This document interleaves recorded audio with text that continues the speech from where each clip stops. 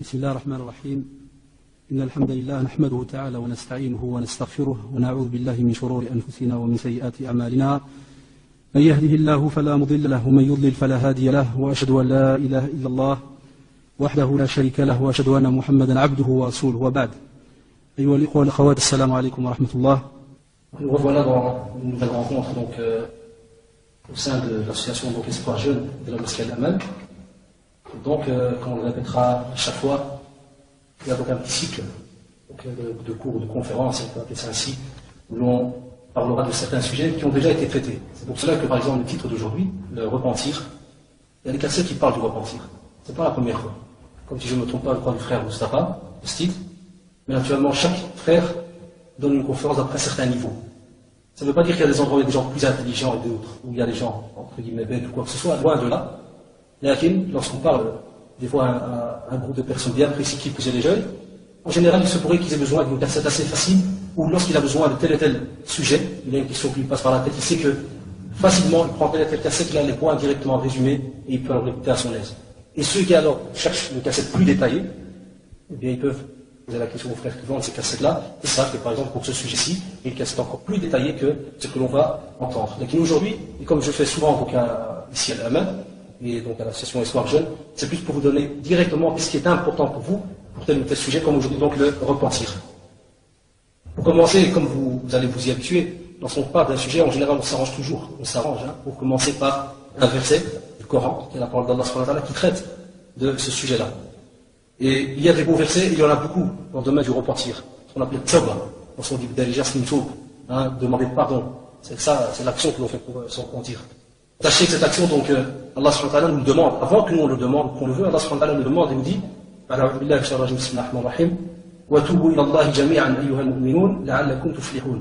c'est dans la sourate La Lumière, verset 41. Allah subhanahu wa ta'ala nous dit, et repentez-vous tous devant Allah en croyant afin que vous récoltiez le succès. On a un deuxième, donc je vais en citer deux ou trois, et ceux qui gardent en quelque sorte les coordonnées, ou qui les écrivent, donc ils peuvent, Inch'Allah, les revoir aussi à leur à la maison.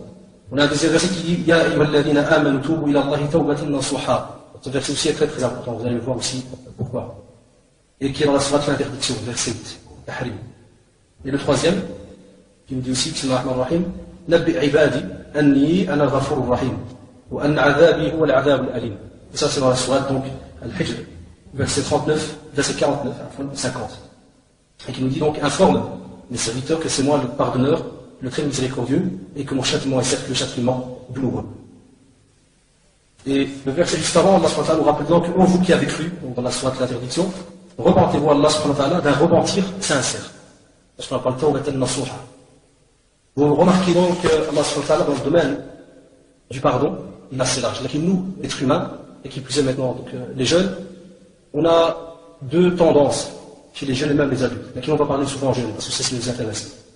Certains jeunes, lorsqu'on discute avec eux, ils ont l'impression qu'Allah subhanahu wa ta'ala, parce qu'ils ont commis tel et tel chose, c'est fini. Comme on dit des fois, le berger, il fait zikr, toi, Allah fait le jugement dernier, pour t'en sortir, ça va être, c'est ruineux, il n'y a pas moyen. Et c'est pour ça que certains autres disent, moi je ne prie plus parce que ça ne sert à rien, j'ai fait telle et telle chose. Il y a des frères, lorsque tu lui dis, reviens à la prière, demande pardon, il fait non, j'ai fait les choses, c'est incroyable. Allah subhanahu wa ta'ala ne va jamais accepter ça. Au contraire, gardez ça en tête toujours tout le long de votre vie, et même pour les amis qui sont autour de vous. Allah subhanahu wa ta'ala accepte tout le temps le repentir d'une personne. On verra aussi un peu certaines conditions, car comme vous avez remarqué, qui dit contact avec Allah subhanahu wa ta'ala demande, dit qu'il y a quand même un respect. Parce que ce qui se passe chez l'être humain, en général, celui qui est autour de lui ne sait pas le savoir. Pourquoi? Parce qu'on a parlé il y a quelque temps de ce qui se passe dans le cœur. Et ce qui se passe dans le cœur, aucun être humain ne peut alors juger l'autre. Et, naturellement, personne alors ne peut dire à telle et telle personne, ton repentir a été accepté ou bien il n'a pas été accepté. Jamais d'avis, donc on ne fait jamais cette erreur. Et c'est pour cela que, tant que l'on sait qu'Allah subhanahu wa ta'ala, le clément, le miséricordieux, ouvre ses portes pour nous musulmans, donc du repentir, il faut que l'on profite donc de cette porte qui est ouverte. Tous les jours, tout le temps, à n'importe quelle heure, n'importe quel moment de la journée. Tant qu'on a l'occasion. Même le prophète sallallahu alayhi wa sallam, qui était donc Khayrul Bashar, meilleur être humain sur terre, qu'Allah subhanahu wa ta'ala a créé. Même comme ça, il demandait pardon tout au long de la journée, centaines de fois. Prophète sallallahu alayhi wa sallam. Donc ce qui veut dire que, de l'autre côté, si jamais on a quelqu'un qui estime, et j'espère que ça n'existe pas, quelqu'un qui estime qu'il est le gars qui a jamais commis de faute de sa vie, le clean, rien, jamais, eh bien, celui-là, on peut le conseiller de dire ça, attention. Demande quand même pardon à Allah subhanahu wa ta'ala. C'est à part les prophètes, ce qu'on appelle les marsourines, ceux qui ne font pas, qui ne commettent pas d'erreur. Donc on le retrouve rarement, on ne retrouve même pas le nom d'un être humain comme ça, qui oserait dire voilà je ne fais pas l'erreur. Donc chaque être humain commet des erreurs. Il n'y a pas à avoir honte de ça. Là où il faut avoir honte, c'est lorsqu'on va le voir maintenant, lorsque on va trouver une certaine catégorie de personnes qui, même quand ils commettent une erreur, ils s'en foutent entre guillemets, ils te disent c'est rien, il n'y a pas de problème. Quand je serai plus grand, j'irai le hajj, un kawash, le nettoyage général, je vais devenir propre, je reviens, et on repart une nouvelle vie. Et comme disaient même des fois certains drélés qui ont été au pèlerinage, quand ils reviennent, pour rigoler, regarde le type, il fait un m'énerve pas, ou sinon tu vas être le premier CIA que je vais faire ma vie. Parce qu'il sait qu'il est parti, il revient, il est quelqu'un de nouveau, il ne fait pas m'énerver, sinon je vais commettre l'erreur, la première erreur de ma vie. Même ça, cette façon de le dire ou de le penser, seul Allah subhanahu wa ta'ala le sait. Tu ne peux pas commencer même à calculer de ce côté-là. Et te dire, quand je vais aller au pèlerinage, j'ai vu que, et ça va être zéro, il n'y a pas de problème. Si jamais je refais, je vais peut-être rencontrer Allah subhanahu wa ta'ala avec 5 hasanats, parce que je vais commencer à les noter. Avant, je n'ai pas pu noter, on n'y pense pas, et je vais commencer à le refaire. Jamais de la vie. Impossible. Et c'est pour cela qu'on rappelle absolument aux frères, d'ailleurs, même toujours, se retourner vers Allah subhanahu wa ta'ala, que l'on soit dans la prière, que l'on soit en dehors de la prière, en marchant n'importe quel moment. Tant que tu as l'occasion de l'astaghfirullah, que ce soit en arabe, que ce soit au derija, que ce soit en rif, tellement que tu connais, demande pardon à Allah subhanahu wa ta'ala. Parce que la fois passée, on avait parlé de l'importance du temps, on a remarqué que sur les 24 heures qu'Allah subhanahu wa ta'ala nous donne, il est parfait que combien d'heures est-ce qu'on passe pour l'adoration? C'est peut-être 1 heure même pas. Et on a ce qu'on appelle un bienfait. En français, dans un langage plus simple, le mot n'est pas très religieux, on dit on a de la chance. Bon, c'est un mot qu'on ne peut pas employer comme ça vraiment pour parler du bienfait, mais c'est plus un mot que les jeunes en général comprennent, dit on a de la chance alors qu'Allah fait en sorte que je vais à l'école, c'est une adoration, c'est une ibadah, c'est comme si je prie. Je mange, la même chose. Je vais dormir, la même chose. Et bien ces bienfaits-là font qu'alhamdoulilah, on se retrouve sur une journée, peut-être avec 5-6 heures minimum où il y a de naas, 1 heure ou 2 en tout, il y a de la nourriture, et peut-être pour ceux qui prient, il y a 3 minutes. Pas ceux qui prient en faisant du kung fu, des ninjas, vous savez, ceux qui montent, qui descendent en 30 secondes, ils ont déjà pris le l'azal, et tout. Imaginez-vous alors combien de temps ils se passent à vraiment prier et adorer Allah subhanahu wa ta'ala. C'est un temps très minime. Et c'est pour cela qu'on demande, et il n'y a pas, entre guillemets, de quoi être fier, de se dire, ah non, moi j'ai pas besoin de repentir, alhamdoulilah, tout va bien, je prie mes 5 prières, je vais à la mosquée, je vais à un centre, je suis décontent, donc allez-y, non, jamais de la vie. L'autre point aussi qui est important, le repentir sert aussi à éduquer le musulman. Pourquoi? Parce qu'il t'apprend aussi à devenir humble, à devenir quelqu'un qui se rabaisse devant qui? Devant Allah subhanahu wa ta'ala. Parce que le pardon, là, il vient de qui? Il peut venir des êtres humains, il vient d'Allah subhanahu wa ta'ala. Mais le meilleur pardon, c'est celui qui vient de Allah subhanahu wa ta'ala. Et à l'être humain, tu peux peut-être venir le regarder les yeux dans les yeux, lui dire pardonne-moi. Voilà, j'ai commis une erreur, allez, excuse, des trucs comme ça. Et qu'ici, celui-là est spécial, parce qu'il est vis-à-vis d'Allah subhanahu wa ta'ala. Et il t'apprend alors à être quelqu'un de très humble. Tu plies ta tête, en général, tu t'arranges à le faire lorsque tu es dans le sujoud. Sujoud, c'est quand l'être humain est vraiment dans une position bizarre. Quelqu'un qui n'est pas croyant, si jamais tu vas dans cette position-là, il peut se demander qu'est-ce qu'il est important de faire celui-là. Le front collé par terre, position de je ne sais pas quel animal, à sauter dans une drôle de position, il est collé, il te regarde. Il pourrait se dire celui-là, qu'est-ce qu'il est en train de faire?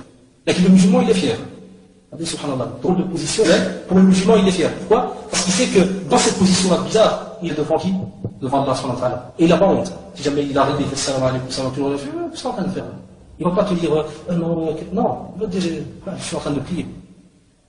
Prie pour qui? C'est un ordre d'Allah subhanahu wa ta'ala. Et qu'est-ce que tu dis là?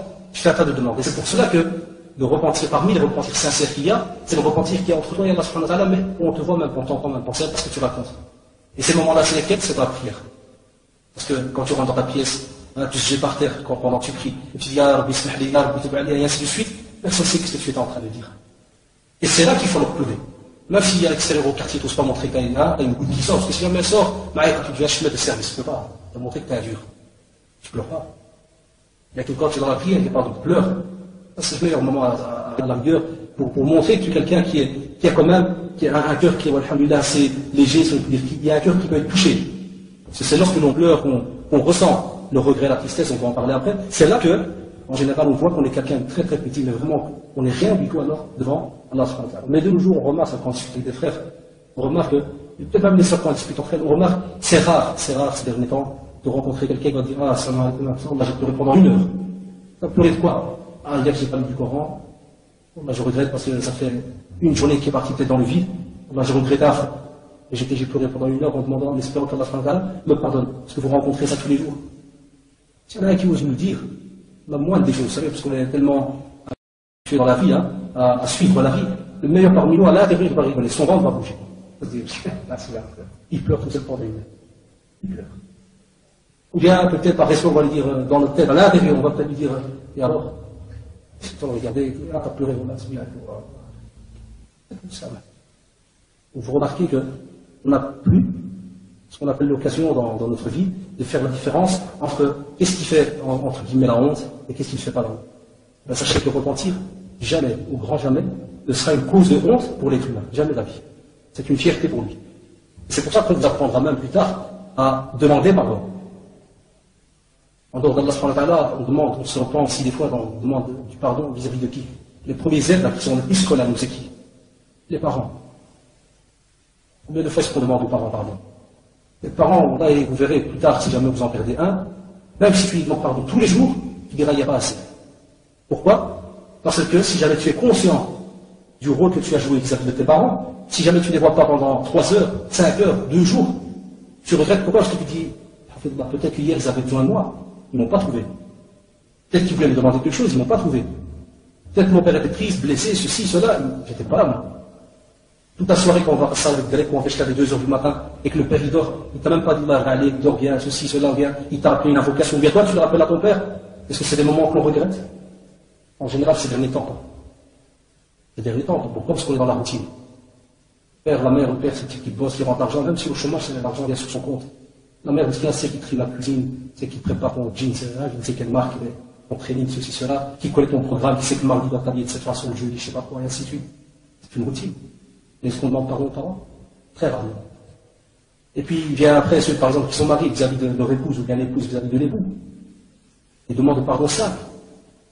Hein, lorsqu'on est tout le temps à gauche à droite, excuse-moi, on a suivi 3-4 conférences cette semaine, j'ai dû aller à 3-4 cours à gauche à droite, j'ai dû aller ceci, j'ai dû aller cela. Excuse-moi si jamais j'ai pas donné assez mon temps, par exemple. Est-ce qu'on le fait? Ça aussi, on l'entend, hein, à gauche à droite. Ça devient très très rare, c'est pas impossible. Et il y a aussi le dernier, parmi les groupes, mais le plus important qu'on a cité, il y a vos copains aussi. Sachez que vos copains, le jour du jugement dernier, ils sont sans pitié. Vous savez pourquoi sans pitié? Parce qu'ils diront, lorsqu'ils arrivent au droit, ils seront questionnés sur leur temps, dans quoi ils vont passer, comme on a dit la fois passée, et qu'ils n'auront pas, entre guillemets, de réponse, ils essaieront de s'arracher à qui que ce soit, n'importe qui va passer par là. Et il se pourrait qu'ils diront alors un tel, après avoir il allait écouter des conférences, ainsi de suite, mais il ne nous a jamais rien dit. Et tu viendras demander pardon. J'avais peut-être honte de vous parler, j'avais peut-être ceci, j'avais peut-être cela, et bien ce pardon-là, est-ce qu'il va fonctionner? Fonctionnera pas. Et l'autre, c'est l'inverse, celui qui aura commis du mal vis-à-vis de ses frères. Durant sa jeunesse, durant l'âge qu'on dit de Hamariyad, 17, 18, 19, certains ne sortent pas de cet âge-là, ils restent là pendant des années, 30 ans et toujours. Ça arrive, mahfou. Et bien même ceux-là ne demandent jamais pardon par après à tel frère qu'ils ont été tapés parce qu'ils voulaient montrer un peu des efforts. Comme ça arrive des fois au quartier. Ou un petit faible là dans le groupe, il a peut-être dit un mot, peut-être il a fait une petite erreur là, je me mets directement devant les autres, on le hacham, comme on dit, le rap, ceci, cela. 3-4 jours après, bon, parce qu'il doit rester dans le groupe. L'histoire elle passe là, le jour dernier, il sera questionné. La carte elle va revenir. Et c'est toi qui vas recevoir. C'est ça qu'on te dit, même entre frères, nous demander pardon aussi. Même à la maison, entre frères et sœurs. C'est ce qui fait que certains grandissent, entre guillemets, sans aucune pitié vis-à-vis de leurs frères, leurs sœurs à la maison. Pas de lien. Pourquoi? Parce qu'on ne leur apprend jamais à demander pardon. Nous, même certains de notre génération, je dis bien certains, on a remarqué entre nous que, par exemple, quand on voit un petit à la maison faire du mal à son frère ou à sa sœur, qu'est-ce qu'on fait? On attrape, on dit, viens, pas frapper, des fois ça sert à rien du tout, on dit, viens ici. On appelle l'autre, viens. On brasse la tête. Vous allez voir la réaction du même des fois tout petit, hein, il se fout déjà à porte, il regarde déjà pour dire, on brasse la tête. Qui fait ça dans la famille? Posez-vous la question, qui dans vos familles, ton frère qui a peut-être 22 ans, toi tu as 18 ou je ne sais combien, vient chez toi et t'embrasse ta tête, fais ça, hier, ils n'ont pas dû faire ceci, cela, qui le fait? Ce sont des notions, comme j'ai dit la fois passée, quand on a parlé du temps, chaque chose, et gardez-le ça pour toute votre vie, chaque chose qui vous semblera vraiment bête, je sais pas comment on dit, c'est rien, ça, c'est un simple détail, sachez que Shaytan, c'est là qu'il est présent. Parce que c'est grâce à plein de détails qu'en général tu gagnes l'au-delà, à plein de petits détails. Et ça pensait que le bénéfice, il est souvent dans beaucoup de petits détails. Et c'est pour ça qu'il s'attaque à ça. Et tu te fais maintenant, si jamais tu vas te demander pardon, tu vas te rabaisser, comme un otage, comme les animaux. Après, celui qui va te bouffer, il ne faut pas lui demander pardon. Apprends-lui sans le choix. Non. Le musulman, c'est pas celui qui reste quelqu'un de fier toute sa vie là en disant non, moi, j'avais rien à demander. Les autres, ils doivent demander. Non, loin de là. C'est pour cela que on vous demandera aussi de faire attention au fait de ne pas rendre tout acte, toute saïa que vous faites, tout acte négatif, de le rendre petit. Parce que le prophète, sallallahu alayhi wa sallam, était quelqu'un qui, dans son éducation, et comme il éduquait aussi les compagnons, vous allez remarquer, Inch'Allah, en lisant des fois dans la sira, en voyant, en écoutant certaines traditions, il leur parlait des fois de choses vraiment simples. Comme par exemple faire attention à la langue, ce qu'elle dit. On appelle le riba ou le namiba, en langue arabe ça fait bizarre, mais le darija c'est quand on parle sur le dos d'un autre. On dit des fois entre copains, quand il va sur le chien, il parle avec toi, tout, toi tu crois qu'il n'y a pas de problème, puis il va chez un autre, il sait ce qu'il a dit, Mohamed, il raconte. Et puis il va chez un troisième. Et vous connaissez comment on est, hein? Au début c'était un petit mot, à la fin ça devient un texte. Au début c'est une belle petite histoire, à la fin ça devient Hollywood. Un film. Même si t'apportes, je ne sais pas quel acteur, on ne va jamais savoir le faire. Pourquoi? Parce qu'une fois que le cœur est éduqué, le reste, et c'est pour ça que le professeur Smith, il nous demandait de faire attention à cette mouvement, ce cœur. Parce qu'il disait que si jamais il est bon, tout le reste du cœur est bon. Regardez ce là. S'il est mauvais, le professeur Smith dit tout le reste du corps est bon. Pourquoi? Parce que si le cœur n'est pas éduqué, ta bouche ne suivra pas à dire à n'importe quoi. Tes oreilles écouteront n'importe quoi. Tes yeux ils regarderont n'importe quoi. Et tes pieds ils auront n'importe où. Et tes parties intimes, comme on dit, regarde, ils pourront aller commettre le haram sans que des fois, comme le font des fois de tu dis, ouais, mais je sortais, je faisais, Pourquoi? Parce qu'il n'y a rien qui te retient. Il n'y a pas de crainte. Allah subhanahu wa ta'ala, l'amour d'Allah subhanahu wa ta'ala qu'on devrait avoir, la peur et la crainte qu'on devrait avoir, n'est même pas installée dans le cœur. C'est pour ça que, des fois, on remarque que certains de nos frères, ils font n'importe quoi, et quand je lui dis, Dieu va pardonner et tout, on voit, ils bougent même pas un poil qui bouge. Pourquoi? Parce qu'il n'y a pas il n'est pas connecté, il n'y a rien du tout. Il n'y a aucun rapport. Et la prière, bien d'autres actes. Et c'est pour cela que, Anas radhiyallahu anhu disait que certains font des actes qui sont peut-être vraiment plus petits, si on pourrait dire que ça, un cheveu. Ça veut dire quoi? Ça veut dire un acte qui est vraiment anodin, comme on dit, quelque chose de très très simple, très bête, vraiment un petit acte. Il dit que quand on était au temps du prophète, sallallahu alayhi wa sallam, on le considérait comme quelque chose qui allait faire en sorte qu'on allait périr. Donc, il remarquait lui pas après la mort du prophète sallallahu alayhi wa sallam. Il remarquait que les gens ils faisaient des petits actes simples, que nous par exemple si on les voit maintenant, on se dit subhanallah, c'est pas un problème, je n'ai pas prié 2 rak'at, il les a oubliés, non, après on va le faire. Un simple. Il dit que nous, c'est-à-dire le compagnon du prophète, dit quand on était au temps du prophète sallallahu alayhi wa sallam, on considérait ça comme des choses qu'on allait peut-être à cause d'elles périr. Ça veut dire vraiment être fini. Puis là, comme si ce compagnon Anas radhiyallahu anhu l'a dit, dans la période, on va dire juste, qui tournait encore autour de la période du prophète sallallahu alayhi wa sallam. Que pensez aujourd'hui? Est-ce qu'on fait des actes, nous, négatifs, qui ont, on va dire, la taille d'un cheveu, c'est-à-dire quelque chose de bête, de rien du tout? En général, on fait, comme on dit, le vdaïh. C'est-à-dire des trucs vraiment où n'importe quel colosse, il tiendrait pas. Des actes, on ne calcule même pas l'importance de l'acte que l'on fait. Et naturellement, les actes, on peut en faire plusieurs paquets. Ça part de l'adoration